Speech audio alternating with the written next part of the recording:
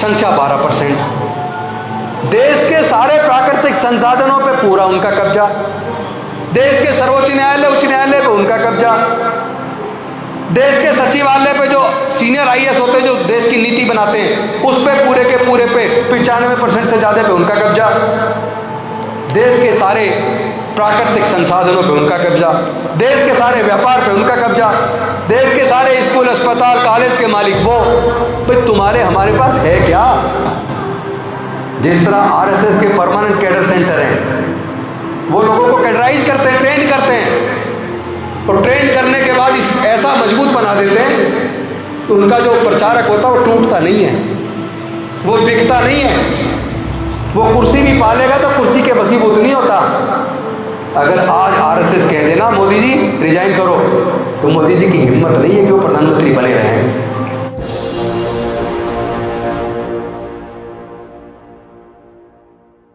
आप सब जानते हैं कि बुद्धप्रिय मौर्य हमारे समाज के एक बहुत बड़े नेता थे, और संसद में जो मूर्ति लगी है बाबा साहेब की, उसका बहुत बड़ा आंदोलन उन्होंने चलाया जिसमें लगभग 6 लाख लोग जेल गए। कई माताओं ने, धनदेवी जी आपके भाषण के बीच में एक शब्द नहीं बोला मैंने, मैं आपकी इज्जत करता हूं, आप कुछ कहना चाहें बाद में कह देना, बात पूरी कर लूं। कई माताओं ने बच्चों को जेल में जन्म दिया। बहुत सारे लोग इस इतिहास को जानते नहीं होंगे, लेकिन जब वो इंदिरा गांधी ने उनको मंत्री बना दिया, उसके बाद पूरी तरीके से इस हद तक वो रास्ते से भटक गए कि उनके मरने के टाइम पे 1000 लोग नहीं थे। उनके बाद उस कारवां को 2 लोग लेकर चले, एक थे पासवान जी, एक नारा लगता था नीचे जमीन ऊपर आसमान और पासवान ही पासवान, और उन्होंने एक नारा दिया था मैं उस घर में दीपक जलाने चला हूं जहां सदियों से अंधेरा है। लेकिन वो दीपक या जला ना पाए उस घर में, पर अपने घर में चिराग जला लिया। पूरे जिंदगी मरते दम तक मंत्री रहे। उनका जो अपना कंट्रीब्यूशन है उसके लिए हम सैल्यूट करते हैं, उनको धन्यवाद करते हैं। 26 सलीपुर रोड बनवाने में उनकी बहुत बड़ी भूमिका थी हमारे साथ। वो पार्ट उनका ऐसा है जिसको हमें नमन करना चाहिए, लेकिन लक्ष्य तक पहुंच नहीं पाए। और उसी टाइम पे दूसरे एक तरफ आंदोलन चल रहा था मनोहर कांसीराम साहब का। निसंदेह बहुत ऐसे काम हुए जो शायद हम और आप नहीं कर पाएंगे भविष्य में। दलित प्रेरणा स्थल बन गया, अंबेडकर स्मारक बन गया, वो सब जो ऐतिहासिक काम हुआ है वो उसकी भी हमें सराहना करनी चाहिए। उन हमारे महान नेताओं की हमें इज्जत करनी चाहिए जिन्होंने इतना गौरवशाली हमारे लिए इतने बड़े बड़े मॉन्यूमेंट्स बना दिए, लेकिन उसके बाद भी हम सफल क्यों नहीं हैं, ये बात हमें परेशान करती है। हमारी इस पूरी टीम ने जो बैठी है, इस पूरी टीम ने इस पर चिंतन किया। बहुत सारे हमारे आईएएस ऑफिसर थे, बहुत सारे जजेस थे, बहुत सारे डॉक्टर, इंजीनियर्स थे, प्रोफेसर्स थे, सबके फोन बंद करके बाहर रखवा दिए अलग कमरे में। सुबह 10 बजे मीटिंग शुरू हुई है, रात को 7:30 बजे तक मीटिंग चली। एक भी हमारे आईएएस ने, एक भी डॉक्टर ने, एक भी इंजीनियर ने, एक भी जज ने अपना फोन नहीं उठाया बीच में। पूरे चिंतन करने के बाद हम इस नतीजे पर पहुंचे कि उन्होंने काम तो बहुत किए पर परमानेंट कैडर सेंटर स्थापित नहीं किया। जिस तरह आरएसएस के परमानेंट कैडर सेंटर हैं, वो लोगों को कैडराइज करते हैं, ट्रेन करते हैं, और ट्रेन करने के बाद ऐसा मजबूत बना देते हैं कि उनका जो प्रचारक होता है वो टूटता नहीं है, वो बिकता नहीं है। वो कुर्सी भी पालेगा तो कुर्सी के वसीभूत नहीं होता। अगर आज आरएसएस कह देना मोदी जी रिजाइन करो, तो मोदी जी की हिम्मत नहीं है कि वो प्रधानमंत्री बने रहें। उन्होंने सामाजिक शक्ति का निर्माण किया। हम लोगों ने क्या किया? हमने राजनीतिक शक्ति का निर्माण किया, और जिसकी सामाजिक शक्ति कमजोर होती है उसकी राजनीतिक शक्ति कभी टिकाऊ नहीं हो सकती। अगर हमारे समाज के लोगों ने राजनीतिक शक्ति की बजाय सामाजिक शक्ति का निर्माण किया होता, क्योंकि हमारे लोग आधा पढ़ते हैं और अधूरा पढ़ते हैं, और कई बार तो उल्टा पढ़ते हैं। सब लोग उदाहरण देते हैं डॉक्टर बाबा साहब अम्बेडकर जी का और कांसीराम साहब का। कहते हैं उन्होंने कहा था राजनीति वो मास्टर की है जो सारे ताले खोलती है, इसलिए राजनीतिक चाबी इस मास्टर की को कब्जा हो, सारी समस्या खत्म हो जाएगी। और जो उन्होंने बाद में कहा वो सुना ही नहीं, कान पे उंगली लगा ली, बाद में जो कहा वो सुना ही नहीं उन्होंने ये भी कहा कि जिनकी सामाजिक शक्ति कमजोर होती है उनकी राजनीतिक शक्ति कभी भी मजबूत नहीं हो सकती। तो हमने राजनीतिक शक्ति तो पकड़ी, 4 मुख्यमंत्री भी 4 बार बना दिया, बहुमत से पूरी सरकार भी बनी। फिर हम एकदम से कैसे बिखर गए, और इतने बिखर गए कि आज कहीं दिख भी नहीं रहे। जिस यूपी में सरकार बनाई हो वहां एक विधायक ले दे के बड़ी मुश्किल से। इसका कारण जानते हो क्या है? ये राजनीतिक जो चाबी है मास्टर की, ये इतनी भारी है कि जो भी इसको पकड़ता वो चाबी को अपनी मर्जी से नहीं घुमा पाता, वो खुद चाबी की मर्जी से उल्टा घूमने लगता है। वो पैसे के लालच में पड़ जाता है, वो व्यभिचार में पड़ जाता है, 50 तरह के ऐप पाल लेता है, और जो समाज उसको चुन के भेजता है उसी समाज के लिए उसको टाइम नहीं बचता। जिन कार्यकर्ताओं के दम पर वहां तक आता है उन कार्यकर्ताओं से फिर मिलता नहीं, उनको इज्जत नहीं देता। क्योंकि सामाजिक शक्ति का निर्माण नहीं किया ना, आरएसएस को टाइम लगा, उन्होंने 80 साल इंतजार किया, लेकिन उन्होंने पहले सामाजिक शक्ति बनाई, और जब सामाजिक शक्ति बन गई आज वो इतनी ताकतवर सामाजिक शक्ति है आरएसएस कि बीजेपी का कोई बड़े से बड़े नेता, प्रधानमंत्री सहित, अगर आरएसएस कहते रिजाइन करो, ईमानदारी से सब लोग बता देना वो रिजाइन करेगा, बना रहेगा, बगावत नहीं कर सकता, रिजाइन करेगा। ये क्यों संभव हुआ? क्योंकि उन्होंने सामाजिक शक्ति बनाई, उन्होंने परमानेंट कैडर सेंटर बनाए। वहां लोग जाते हैं 15 दिन का, 1 महीने का कैडर लेते हैं, वहीं पे उनके खाने सोने सारा इंतजाम होता है। क्या हमारे किसी भी नेता ने आज तक समाज का कोई परमानेंट कैडर सेंटर बनाया? नहीं बनाया ना। तो उस चिंतन के बाद हमने फैसला लिया कि अब हम परमानेंट कैडर सेंटर बनाएंगे। हम लोगों ने अपने साथियों के साथ मिलकर चंदा इकट्ठा किया और दिल्ली के अंदर 6000 गज जमीन खरीदी मिशन जयवीर के नाम से। उसमें भी काम चल रहा है। फिर हमने सोचा धम्म का काम, जो बाबा साहब का सपना था भारत को बौद्धमय बनाने का, जाति तोड़ने का, समाज को जोड़ने का, ये कैसे पूरा होगा? तो हमें ये आवश्यकता महसूस हुई कि इसके लिए एक धम्म रथ होना चाहिए जो धम्म के प्रचार प्रसार के लिए निकले। हमने फिर चंदा किया और फिर धम्म रथ बना दिया। आज धम्म रथ जगह जगह जाकर धम्म का प्रचार प्रसार कर रहा है, समाज को जोड़ रहा है। वो आपने वीडियोस शायद देख ली होंगी, लगातार धम्म रथ चल रहा है। 2 काम हो गए। तीसरा हमने सोचा जो बाबा साहब का सपना था भारत को बौद्धमय बनाने का, जातियों को तोड़ने का, समाज को जोड़ने का, क्योंकि अभी तो हजारों जाति में बटे हैं।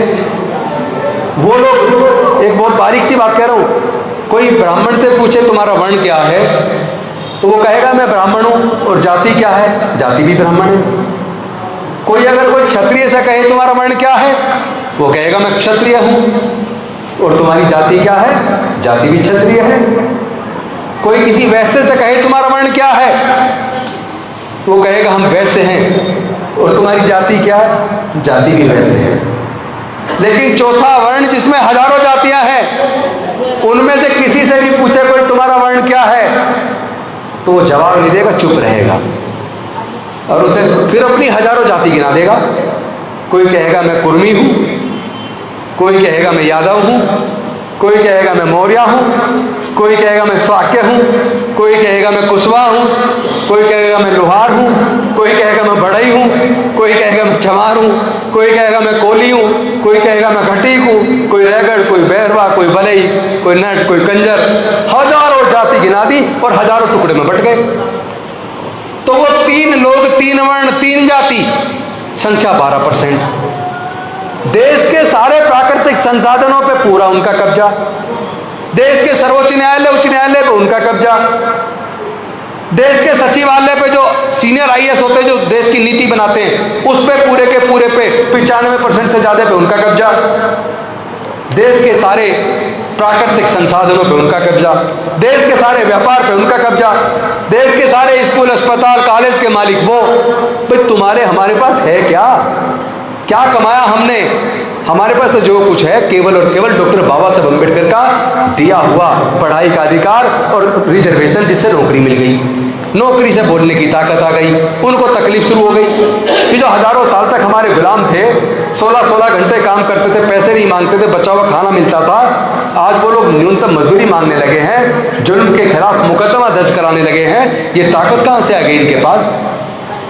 तो उनका रिसर्च में निकल के आया कि ये ताकत इनको डॉक्टर बाबा साहब अम्बेडकर ने इनके पढ़ाई के रास्ते खोल के इनके नौकरी के रास्ते खोल के दी है। लेकिन असली जो चिंतन का विषय लास्ट मेरे भाषण का अंतिम, वो ये कि जो बाबा साहब जो हमें देकर गए रिजर्वेशन, जिससे नौकरी लगी, घर में पैसा आया, वो रिजर्वेशन आपका खत्म हो चुका है। बैंक बेच दिए, इंश्योरेंस कंपनी बेच दी, पेट्रोलियम कंपनी बेच दी, गैस कंपनी बेच दी, रेलवे बेच दिया, एयरपोर्ट बेच दिए, एयर इंडिया बेच दिया, आईटीडीसी के होटल बेच दिए, बाल्को बेच दिया, नालको बेच दिया, सब कुछ बिक ही गया तो बचा क्या? जो जो सरकारी उपक्रम बिक गए वहां तो रिजर्वेशन खत्म हो गया। मुझे आज भी याद है, श्यामलाल जी हमारे यूपी के प्रभारी हैं, आपके सामने बैठे हैं, नोएडा में सेक्टर 56 में रहते हैं। ये किसी समय आईटीडीसी में, होटल अशोका में आपको भी मैनेजर परचेज हुआ करते थे। वाजपेयी जी के सामने समय पर आईटीडीसी के कुछ होटल बिके, उसमें इनका होटल भी बिक गया, और जिस बनिए ने होटल खरीदा, चुन चुन के 1 साल के अंदर सबको नौकरी से बाहर निकाल दिया। तो जो बिक गया सरकारी उपक्रम, आपके नौकरी के रास्ते खत्म, और इतना पैसा आपके पास अभी भी नहीं है कि आप व्यापार कर लो। अभी भी जो कुछ हो पाया ना, ये केवल पढ़ाई से, नौकरी से हुआ है।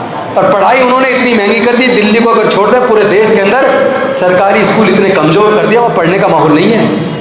हमने सर्वे करवाया था कि देश में जितने सीनियर आईएएस हैं, सीनियर आईपीएस हैं, सीनियर डॉक्टर हैं, सीनियर इंजीनियर हैं, सीनियर साइंटिस्ट हैं, सीनियर प्रोफेसर हैं, सुप्रीम कोर्ट, हाई कोर्ट के जितने सीनियर जजेज हैं, वो सरकारी से पढ़े हैं, प्राइवेट से पढ़े हैं। तो हमारे सर्वे में निकल कर आया वो सारे सरकारी स्कूलों से पढ़े हैं। और यहाँ भी जितने लोग नौकरी से रिटायर हुए हैं, अगर ईमानदारी से पूछूं तो शायद आप में से भी जितने भी लोग हैं सरकारी स्कूल से पढ़ के आए होंगे। तो फिर इसका मतलब सरकारी स्कूल तो अच्छे थे, मैं भी सरकारी से पढ़ के आया हूँ, फिर वो सरकारी स्कूल इतने खराब क्यों हो गए? फिर ये प्राइवेट स्कूल क्यों खुल गए, प्राइवेट कॉलेज क्यों खुल गए? इसलिए खुल गए, उन्हें तकलीफ हो गई कि जो लोग हजारों साल तक हमारे गुलाम थे, 16-16 घंटे काम करते थे बिना पैसे के, आज वो जुल्म के खिलाफ बोलते हैं, न्यूनतम मजदूरी मांगते हैं। इनके पास ये ताकत पढ़ने से और नौकरी से आई है, इसलिए इनकी नौकरी भी छीन लो, इनकी पढ़ाई भी छीन लो। तो उन्होंने जानबूझकर नीति बनाई और सरकारी स्कूलों को कमजोर किया, प्राइवेट स्कूल खोल दिए, प्राइवेट कॉलेज खोल दिए, और इतनी महंगी पढ़ाई कर दी, जहाँ एक बच्चे की पढ़ाई पे उसकी, आप तो आपके बच्चे प्राइवेट में पढ़ रहे होंगे ज़्यादातर पे, तो आपको ज़्यादा बताने की जरूरत नहीं है। एक बच्चे की फीस का खर्चा, ट्यूशन का खर्चा, वर्दी का खर्चा, ट्रांसपोर्ट का खर्चा, फीस का खर्चा, सारे खर्चे जोड़ ले तो एक बच्चे की पढ़ाई पे आज कम से कम 8 से 10 हज़ार रुपये खर्च होता है। सही कह रहा हूँ, गलत कह रहा हूँ? पर हर परिवार में अगर कम से कम 2 बच्चे हैं, इसका मतलब केवल 2 बच्चे की पढ़ाई के लिए हमें 15 से 20 हज़ार रुपया केवल 2 बच्चों की पढ़ाई पे चाहिए। हमारे समाज के 99% लोगों की, पूरे परिवार की इनकम एक महीने की 5,000 से 20,000 के बीच में है, 99% की। तो जिसके पूरे परिवार की इनकम 5,000 से 20,000 के बीच हो, क्या वो 2 बच्चों को प्राइवेट स्कूल में पढ़ाने का 15-20 हज़ार रुपये का खर्चा उठा सकते हैं क्या? मजबूरी में सरकारी में पढ़ाएंगे ना। केवल 1% जो बाबा साहब के आशीर्वाद से रिजर्वेशन से पढ़ के नौकरियों में आ गए, अच्छी जगह सेटल हो गए, वो तो अपने बच्चों को प्राइवेट में पढ़ा पाएंगे, बाकी की बस की नहीं है। और आप में कुछ के बच्चे इंजीनियरिंग कर रहे होंगे, मेडिकल कर रहे होंगे, इंजीनियरिंग में जिनके बच्चे सेलेक्ट हुए होंगे, 1 साल की फीस 2 लाख के आसपास है, 4 साल का कोर्स 8 लाख फीस, ट्रांसपोर्ट का खर्चा, हॉस्टल का खर्चा, खाने का खर्चा। एक बच्चे को इंजीनियरिंग का कोर्स कराने के लिए 12 लाख रुपए चाहिए कम से कम। जो लोग नौकरी में भी आ गए 1% में, ईमानदारी से बचाना, उन 1% के अंदर भी क्या आधे लोग भी ऐसे जो 12 लाख का खर्चा एक बच्चे का उठा लें, कर्ज कर रहे होंगे, कहीं ना कहीं से लोन लेकर पढ़ा रहे होंगे। इसका मतलब एक सोची सजी साजिश के तहत एजुकेशन को महंगा किया गया है ताकि हमारे बच्चे पढ़ लिख के आगे ना पाएं। इसलिए हमारे सामने अंधकार दिख रहा है। वो लोग नौकरी खत्म कर चुके, पढ़ाई खत्म कर चुके, जब ना पढ़ पाएंगे ना नौकरी मिलेगी, क्या बनेंगे? मजबूरी में मजदूर बनेंगे, और जो मजदूर बनता है वो गुलाम बन जाता है। इसका मतलब हमारे लोगों को, हमारे बच्चों को दोबारा से गुलाम बनाने की साजिश रची गई है। इसी वजह से मेरा मन दुखी है, इसी वजह से मैं चिंतित हूँ, इसी वजह से मंत्री बन के कुर्सी पर रहकर मुझे कोई खुशी महसूस नहीं होती। 24 घंटे चिंता रहती है कि मेरा समाज बचेगा या नहीं बचेगा, मेरे समाज के लोगों को पूरी आज़ादी मिलेगी या नहीं मिलेगी, क्या बाबा साहेब की कुर्बानी बेकार हो जाएगी? जो वो दे करके 70% चला गया, वो 30% और आने वाले 10 से 15 साल में जाने वाला है। क्या आप अपने बच्चों को फिर से गुलाम देखना चाहते हो? नहीं देखना चाहते तो कुछ तो करना पड़ेगा ना। अपने घर तक सीमित रहेंगे तो क्या हो जाएगा? जातियों में बने रहेंगे तो क्या हो जाएगा? क्या जातियों को तोड़ के हमें समाज का निर्माण नहीं करना चाहिए? क्या बाबा साहब को जो सपना था भारत को बौद्ध में बनाने का, हमें वो पूरा करना चाहिए कि नहीं करना चाहिए? तो हमने संकल्प लिया था 2 साल पहले दीक्षा भूमि में, मैं दीक्षा भूमि गया था 14 अक्टूबर को 2020 में। मैं बाबा साहब की मूर्ति के सामने खड़ा था। मुझे ऐसा लगा जैसे डॉक्टर बाबा साहब अम्बेडकर मेरे से कह रहे हों कि मैंने सपना देखा था भारत को बौद्ध में करने का, मैंने सपना देखा था अपने लोगों को पूरी तरह आज़ाद कराकर गुलामी से दूर करने का, मैंने सपना देखा था अपने समाज की जातियों को तोड़ के एक समाज का निर्माण करने का जहां समता और स्वतंत्रता, बंधुता और न्याय हो। लेकिन मैं तो दीक्षा लेने के 1 महीने 22 दिन बाद चला गया, लेकिन तुम सब क्या मेरी इतनी निकम्मी और नाकारा उड़ा दो? क्या मैंने तुम्हें इसलिए मंत्री बनाया था कि तुम मंत्री बन के बैठ जाओगे खुश होकर और समाज के इस मेरे इस सपने को पूरा नहीं करोगे? मैंने वही बाबा साहेब की मूर्ति के सामने ये अपने आप में मन में सोच रहा था ऐसा, तो मैंने वही संकल्प किया कि डॉक्टर बाबा साहेब अम्बेडकर, मैं तुम्हारी गद्दार औलाद नहीं हूँ। आपका जो सपना था भारत को बौद्ध में बनाने का, मैं इस सपना जरूर पूरा करूंगा।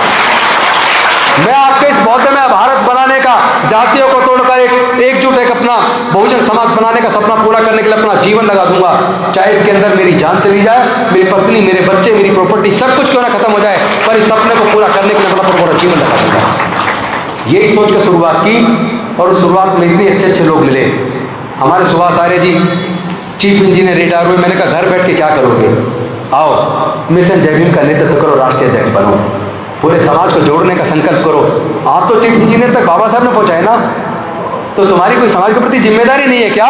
रिटायर होकर घर बैठ गए हो, आओ निकलो। ये आए, इन्होंने जिम्मेदारी ली। पुष्पांकर जी ये रिटायर हुए लेक्चरर के पोस्ट है। मैंने कहा इतनी मोटी तनख्वाह तुम्हें मिलती रही, भाभी जी वाइस प्रिंसिपल हैं, इतना 2-2.5 लाख रुपए 3 लाख रुपए तुम्हारे घर में तनख्वाह आ रही है, और रिटायर होकर घर बैठ गए। इसलिए बाबा साहब ने तुम्हें ये शिक्षा दी थी, इसलिए कुर्सी दिलाई थी क्या? आओ इस मूवमेंट को चलाएंगे, समाज को जोड़ने का काम करेंगे। ये निकले हमारे बीपी बौद्ध जी, डीटीसी से इंजीनियरिंग चीफ, जो पोस्ट हमारे इंजीनियर चीफ होते, वहाँ पे इंजीनियर साइड से पोस्ट होती है चीफ जनरल मैनेजर, उसके ऊपर आईएएस होता है एमडी। डीटीसी जो बस चलती दिल्ली में, उस सीनियर मोस्ट पोस्ट तक पहुँच गए। 2 साल पहले रिटायर हुए। मैंने कहा रिटायर हो गए, बहुत कुछ कमा लिया, तुम्हारी पत्नी भी ऑफिसर रिटायर हो गई, अब थोड़ा समाज को पे बैक टू सोसाइटी करो। वो मिशन जय भीम के नेशनल जनरल सेक्रेटरी हैं। हमारे Vijay Singh ji senior manager retire हुए पंजाब नेशनल बैंक से, उनका बेटा आईपीएस है दिल्ली में, बहू आईपीएस है दिल्ली में, एक बहू गजेटेड ऑफिसर है दिल्ली में, बड़ा बेटा डॉक्टर है, प्रोफेसर है दिल्ली में, बेटी उनकी डॉक्टर है। मेरे कहा तुम्हारे 3 बच्चे तीनों आईएएस आईपीएस बन गए, डॉक्टर बन गए, इंजीनियर बन गए, और क्या चाहिए? बाबा साहब सब कुछ दे गए और तुम रिटायर होकर घर में बैठ गए। 50,000 तो तुम्हें पेंशन मिल रही है यार, शर्म नहीं आती घर में बैठे हुए? कहने का क्या करूँ घर में ना बैठूँ तो? मैंने कहा बच्चों के भविष्य के लिए घर छोड़ दो, साथ आ जाओ। वो साथ आए।